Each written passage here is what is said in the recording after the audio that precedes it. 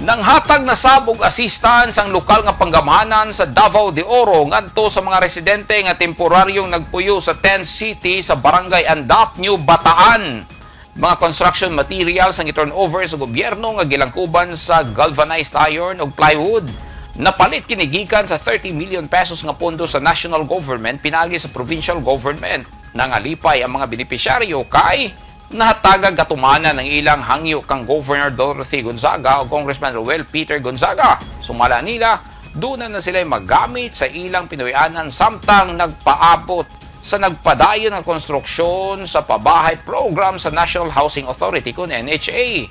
Una nang nakadawat o financial assistance sa mga residente sa 10th City. 5,000 pesos ang matag-usa kanila.